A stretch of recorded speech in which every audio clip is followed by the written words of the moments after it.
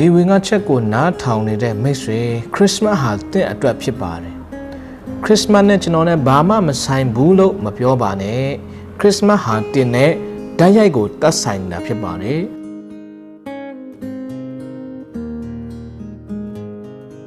အားလုံးကိုမေရီခရစ်စမတ်ပါလို့သခင်ယေရှုခရစ်တော်နာမ၌နှုတ်ခွန်းဆက်ပါတယ်ဆိုတော့ဒီကနေ့ကတော့ခရစ်စမတ်အကြောင်းအရာလေးနဲ့ပတ်သက်ပြီးမှကျွန်တော်တို့အတူတကွဆင်ခြင်ခွန်အားယူနှလုံးသွင်းကြပါစို့လို့အရောက်ချင်းစတိုင်းကိုဖိတ်ခေါ်လိုပါတယ်ဆိုတော့ခရစ်စမတ်ရဲ့အဓိကရွယ်ချက်ခရစ်စမတ်ရဲ့အဓိကအကြောင်းအရာလေးကဘာလဲ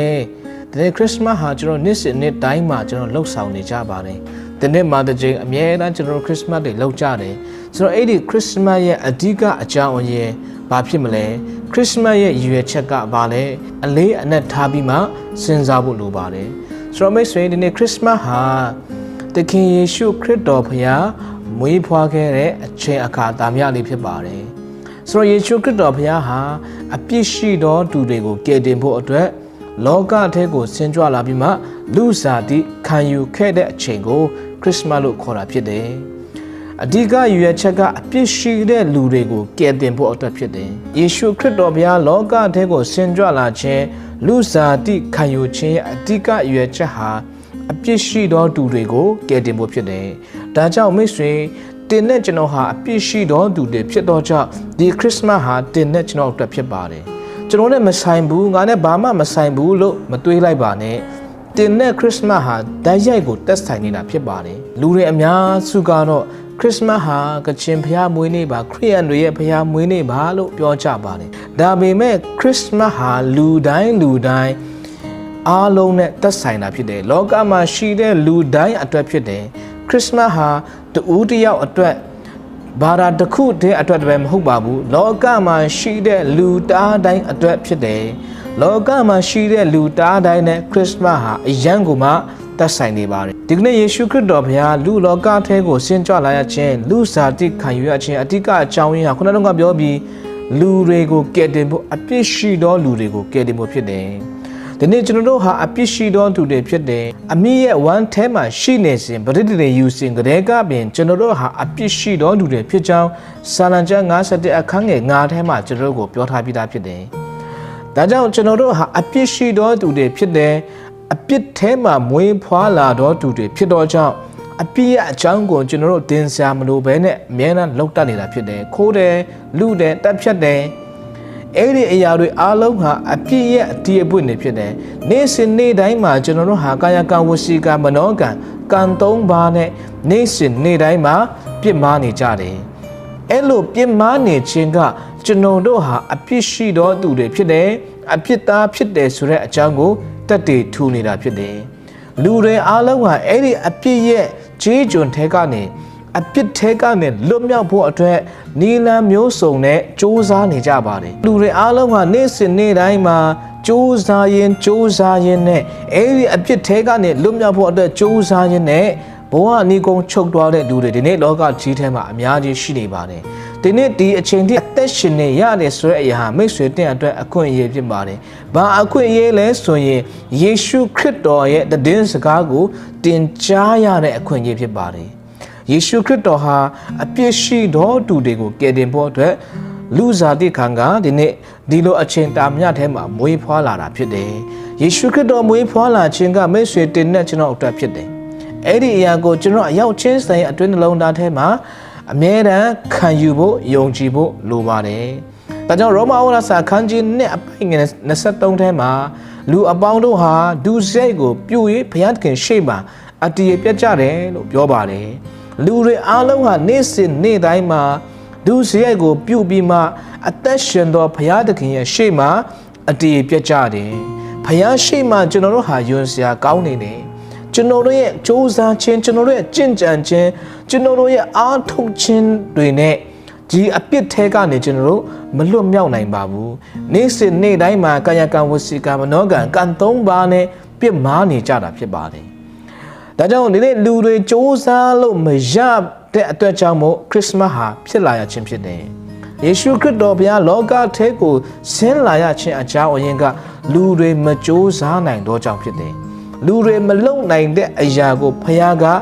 ကိုစားလုပ်ပြီးခြင်းသောကြောင့် လောကထဲကိုဆင်းလာရခြင်းဖြစ်တယ်ဆိုတဲ့အကြောင်းကိုရှေးဥစွာကျွန်တော်ပြောချင်ပါတယ်ဒါကြောင့်အဲ့ဒီအပြစ်တရားရဲ့အခဟာတည်ခြင်းဖြစ်တယ်လို့ရောမဩဝါဒစာအခန်းကြီး6အပိုင်23မှာကျွန်တော်တို့ကိုပြောထားပါတယ်အပြစ်တရားရဲ့အခဟာတည်ခြင်းဖြစ်တယ်အဲ့ဒီတည်ခြင်းကခဏတာမဟုတ်ဘဲနဲ့ထာဝရတည်ခြင်းဖြစ်တယ်အဲ့ဒီထာဝရဟာအပယ်ငရဲထဲမှာဘဝနိဂုံချုပ်ရမယ့်အရာကိုထာဝရတည်ခြင်းလို့ခေါ်တာဖြစ်တယ်ဒါကြောင့်လူတွေအားလုံးကအဲ့ဒီအဖြစ်တရားရဲ့အခထာဝရတည်ခြင်းထဲကနေလွတ်ချင်တဲ့အတွက်ကိုယ့်ရဲ့အစွမ်းအစရှိသမျှနဲ့နေ့စဉ်နေ့တိုင်းမှာကြိုးစားနေကြပါတယ်ဘလောက်ပဲကြိုးစားပါစေလူတွေရဲ့ကြိုးစားခြင်းကကုသိုလ်တပဲငရဲတပိတ်တာပဲဖြစ်ပါတယ်တမန်ကျမ်းစာကလည်းဒီလိုပြောပါတယ်ပြုဘူးသမျှကုသိုလ်ကောင်းမှုတို့တွေညစ်သောအဝတ်နဲ့တူကြ၏လို့ပြောပါတယ်ဒါကြောင့်ဒီနေ့ကျွန်တော်တို့ရဲ့အစွမ်းအစနဲ့အဲ့ဒီအပယ်ထဲကနေလွတ်ဖို့အဲ့ဒီအပယ်ထဲကနေလွတ်မြောက်ဖို့အတွက်မလုံမစ조사လို့မရနိုင်ပါဘူးစ조사လို့မရနိုင်ပါဘူးဘာကြောင့်လဲလူဟာနေ့စဉ်နေ့တိုင်းမှာအပြစ်လုပ်နေတော့ကြောင့်ဖြစ်တယ်ဘာကြောင့်အပြစ်လုပ်ရတယ်လဲဆိုရင်အပြစ်ထဲမှာမွေးဖွားလာတော့သူတွေဖြစ်တော့ကြောင့်အပြစ်လုပ်နေရတာဖြစ်တယ်အဲ့ဒီအပြစ်ထဲကနေလွတ်မြောက်ဖို့အတွက်ကျွန်တော်တို့ဟာနေ့စဉ်နေ့တိုင်းစ조사ပေမဲ့စ조사တိုင်းစ조사တိုင်းယုံလေနစ်လေဖြစ်နေပါတယ်ဒါကြောင့်ဒီနေ့ယေရှုခရစ်တော်ဘုရားဟာတင်ပေါ်တဲ့ဩဝါဒစာပထမဆောင်အခန်းကြီး1အပိုင်ငယ်15မှာပြောထားတဲ့အတိုင်းပဲယေရှုခရစ်သည်အပြစ်ရှိသောသူတို့ကိုကယ်တင်ခြင်းကဤလောကသို့ကြွလာတော်မူသည့်ဟူသောစကားသည်တစ္ဆာစကားဖြစ်၏အကျွေးမဲ့ခံယူအပ်သောစကားလည်းဖြစ်၏လို့နှုတ်ကပတ်တော်ကပြောပါတယ်ဒါကြောင့်ခရစ်စမတ်ဟာယေရှုခရစ်တော်ဘုရားလူစားတိခံယူပြီးမှလူတွေကိုကယ်တင်ဖို့အတွက်လူတွေကိုအဲ့ဒီအပြစ်ထဲကနေကယ်တင်ဖို့အတွက်ဆင်းကြွလာတဲ့အချိန်အခါတာမြဖြစ်ပါတယ်ဒါကြောင့်မိတ်ဆွေတင်နဲ့ကျွန်တော်ဟာအပြစ်ရှိသောသူတွေဖြစ်သောကြောင့်ဒီခရစ်စမတ်ဟာတင်နဲ့ကျွန်တော်အတွက်ဖြစ်တယ်ယေရှုခရစ်တော်ဘုရားကိုမိမိရဲ့ကယ်တင်ပန်ရှင်အဖြစ်ယုံကြည်လက်ခံသောသူတွေကိုဘုရားသားဖြစ်ခွင့်ရမယ်လို့တမန်ကျမ်းစာကတက်တည်ထူထားပါတယ်ဒါကြောင့်